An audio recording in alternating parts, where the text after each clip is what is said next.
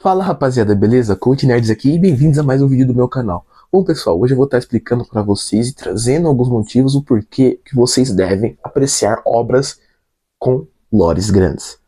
O que significa essa palavra lore? Lore basicamente é a história de algo, background é o por trás, entendeu? Então tá tudo ali, lore e background, tá? Vamos lá. Aqui atrás de mim vocês estão vendo, tem vários carrinhos. Esses carrinhos, eles têm uma história. Desde o momento em que alguém idealizou, criou um nome, porque são Hot Wheels legítimos. Então, todos os carros da Hot Wheels têm um nome. Então, basicamente, alguém idealizou, alguém teve que criar o projeto, alguém teve que botar a mão na massa para poder fazer com que esses carrinhos existissem para eu ter eles na minha coleção hoje. Então, lore é toda a história que uma coisa tem por trás. Lore, ela é presente em objetos, comidas, países, obras cinematográficas e animações. Tudo tem lore. Mas o real motivo de eu estar fazendo esse vídeo é que coisas com lore me interessam absurdamente mais do que coisas rasas. Como assim? Eu até gosto, no final de semana, pegar e assistir um filme bobinho, que é só um filme, mano, não tem nada demais, não tem nenhuma mensagem sublime, não tem nada postado em wiki, feed, nada do gênero. É legal, mas eu gosto de ter aquele aprofundamento. Parece que eu estou de fato me conectando com a obra e aproveitando cada coisa que o autor, o idealizador da obra, teve o trabalho de fazer, escrever, contextualizar, e eu estou aproveitando tudo aquilo. Até porque, quantos de vocês não assistiram algum filme, algum anime, alguma animação e perceberam, caramba, tem alguma coisa faltando? Isso é instintivo, todo mundo percebe que tem algo faltando, mas nem todo mundo sabe dizer o que é essa coisa faltando. E eu digo pra vocês o que é que essa coisa tá faltando.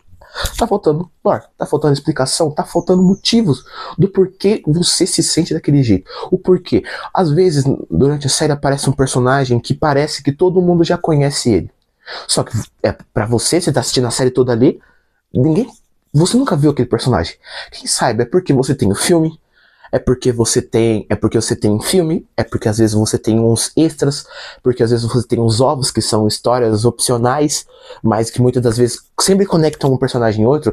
Eles adoram usar isso. Ovos são opcionais, mas sempre tem um personagemzinho que conecta, uma história que acontece ali, que sempre tem um pontinho ali. Então é isso.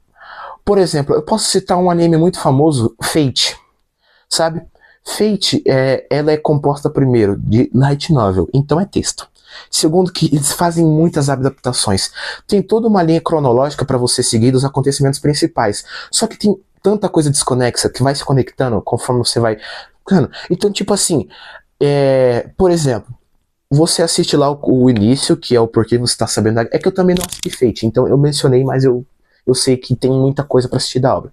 Vamos numa coisa que eu sei, então, que eu sei que tem muitas light novels e coisas a serem faladas, assim. Que é o Tenchi Star Slime, que é o Rimuru lá, o Tenchi Star Slime, que o Rimuru reencarna num slime lá e fica suave na vida dele lá, fazendo as coisas. Mano, se você for assistir o anime, tranquilo, acontece bastante coisa. No anime, que você é muito legal, tem lutas da hora, tem efeitos, o som é muito incrível. A grande questão é que, em alguns momentos, você sente de um episódio para o outro, teve uma evolução, uma quebra que você não estava esperando. Você sente que mudou alguma coisa. E aí é porque eu te explico. Porque simplesmente algumas cenas, eles não adaptam da light novel para o anime, para animação. E aí o que eles fazem? No outro episódio, a cena que eles não adaptaram, eles colocam como se eles tivessem adaptado. Então dá a sensação de que tá faltando algo ali. Outro exemplo clássico que nós podemos observar, você já assistiu o filme da Bela e a Fera? Ok, mas agora eu vou fazer a pergunta crucial. Que filme que você assistiu? Por quê? Nos primórdios, no filme, era para ter a música dos objetos transformados na casa, em que eles cantavam "Queremos ser humanos de volta". Mas essa música durava 11 minutos. E quando foi ser lançado para cinemas e algumas plataformas, os diretores decidiram que eles tirariam essa parte. Mas quando eles lançaram para Blu-ray, DVD, colocaram isso, colocaram essa parte, sem avisar ninguém, sem fazer nenhuma balbúrdia sobre isso, e se eu não me engano, até semana passada, que foi quando eu tive acesso a essa informação, no streaming, ainda não, eles não tinham colocado a cena inteira, então tava faltando essa parte dessa música. Então, qual que é a parada? Eles tiveram a ideia, fizeram, não colocaram na primeira versão, na versão de DVD, que foi onde quase todo mundo teve acesso. Por quê? Porque foi bem na época que explodiu o DVD. Até aqui, ó, nesse espaço que fica atrás de mim, antes eu tinha um computador aqui, um computador de mesmo, desktop, e ele tinha entrada pra CD. E eu ia na feira comprar CD, porque foi o boom, a explosão, o hype de ter CD, e todo mundo tinha CD de filmes. E pirataria, nós aprova, que pirataria é com nós mesmo. Não, apaga isso aí, porque vai que alguma empresa quer me patrocinar um dia. Você devia ter me alertado que eu não devia ter falado isso aí. Você tá demitido.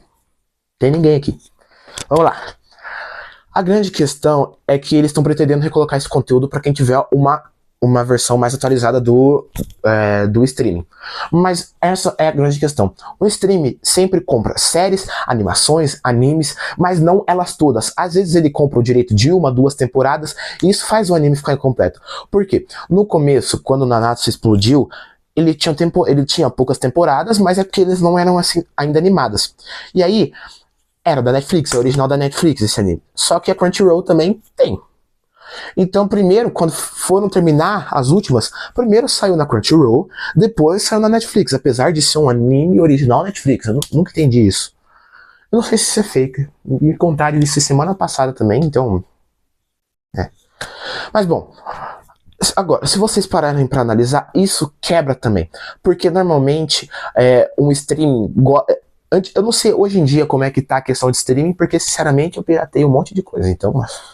Mas na época que eu assinava a Netflix, era muito comum de que acontecesse o seguinte: primeira, segunda temporada, consequentemente, aí a terceira. Os personagens estavam mais velhos, poderes novos, tramas novos, uma trama completamente diferente. O que aconteceu? E aí acontece de que eu descobria que tinham pelo menos um filme, 2 ou mais umas 2, 3 temporadas antes daquela. E eu nunca entendi o porquê que a Netflix fazia isso. Se eles conseguiam comprar coisa, eles não deviam soltar os bagulhos. Ou nem comprar, né? Tipo assim, compra só o que eles conseguem postar em sequência. É melhor um bagulho. É melhor do que você assista um bagulho que aconteça o seguinte, sequentemente, mas que pare no meio porque eles não conseguiram comprar mais, do que um bagulho que tem a sequência, só que ela é totalmente desconexa com o bagulho que você estava assistindo antes. Tem uma série francesa que é pouco conhecida, infelizmente, porque a qualidade dela é ótima. Chama Wakfu. Se vocês quiserem, um dia eu faço um vídeo sobre o Wakfu pra vocês. O Wakfu, qual que é a semântica? É que você assiste a primeira e a segunda temporada, são histórias completas, fechadinhas, com arcos novos, ok. E aí você cai na terceira temporada e você percebe o quê? Os personagens principais têm filhos? Como assim o outro personagem largou a trupe? Você não entende. Até que você descobre, e essas temporadas são dubladas na Netflix, tem dublada. Até que você descobre que tem especiais que são meio que canônicos. Eu gosto de falar filmes divididos em partes, que são os livros, Book 1, Book 2, Book 3, essas paradas. E qual que é a questão? Nos filmes, nesses livros, basicamente tem toda uma trama que acontece para que um dos personagens principais, não vou dar spoiler, se pesquisar lá na Netflix, você assiste, briga com o outro, um mete o pé, e eles vão meter a porrada em um dos deuses lá do universo, mano. E é isso, e é por isso que quando acaba, filhos... Mano, é uma parada completamente louca. Só que não tem nenhum indício que tem aqueles livros. Até porque, dentro da Netflix, eles são coisas separadas. E essa é a questão. O Wakfu, a animação Wakfu, ela é famosa. Só que esses livros não tanto. Então, se você principalmente pesquisa no celular, primeiro aparece o bannerzão grandão do Wakfu. Se você scrollar pra baixo, descer pra baixo, aí que aparece aqueles livros. Na versão de PC aparece os dois juntos, mas na versão do celular não. Então, assim, eu demorei para entender essa quebra de expectativa e pelo fato de que esses livros que eu mencionei não são dublados, são só legendados. A série, até depois dos livros, é dublada, ou seja, eles dublaram a primeira e a segunda, não dublaram os livros e dublaram a terceira temporada. Simples assim. E o bagulho tem uma quarta temporada que ainda nem chegou na Netflix. Vamos fazer um esforço aí, Netflix e Ankama. Por favor, mano. Mas tá. Qual que é a grande questão por trás de lore? Por que eles costumam fazer isso? Primeiro, mangá, light novel e web novel. Quais são as diferenças desses três? Bem, web novel é basicamente o grosso ali. Ih, ficou estranho isso aí que eu falei, né? O grosso. Não, calma, paga isso aí. O web novel é o início. Então, basicamente, vai ser toda a história trabalhada em cima de rascunhos e ideias. A light novel é aquilo concreto. São ideias, rascunhos, feitos, concretizados, é aquilo. Não tem como mudar.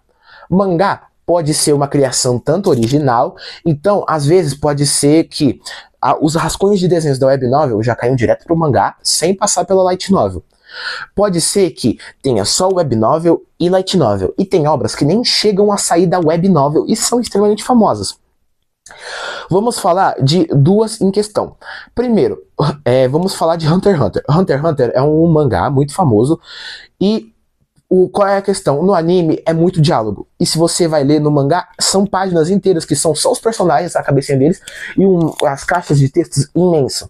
Não dá pra ele adaptar tudo isso. Não dá pra ele adaptar esse tanto de coisa no anime. Então, fica uma coisa mais corriqueira. Até porque senão fica muito chato. E o segundo exemplo é o One Piece. O One Piece, o famoso anime de mais de 1000 episódios e tal. Vocês conhecem eles aí. Você conhece o Piratinha que estica aí. Tem uma rapaziada que faz a versão acelerada, que ok, ele corta muita parte. Então, tipo assim, o cara tá transformando. E aí, 5 minutos do cara absorver o poder e transformando. Os caras só cortam isso e deixam no máximo 2 minutos. Isso é maravilhoso. Maravilhoso. Eu sempre admirei Dragon Ball por isso, porque o anime é só transformação e elas conseguem ser épicas, rápidas e eficientes. Mas tá, vamos lá. E tem alguns animes que passam pelo processo de web novel, light novel e depois mangá, que é o caso de Tensei Star Slime, que eu citei anteriormente, e o Overlord. O Overlord tem mangá, tem light novel e tem web novel. Mas qual é a questão? São que a maioria desses conteúdos nem sequer foram adaptados para mangás ainda. E a leitura, não sei se por ser uma leitura, por ser algo japonês, que tem que ser traduzido para nós brasileiros, fica uma leitura difícil. Palavras meio desconexas que você tem que interpretar. E isso desestimula muita gente, apesar de que você tem que parar a mão de ser vagabundo e ler um pouco, o seu burro do cacique.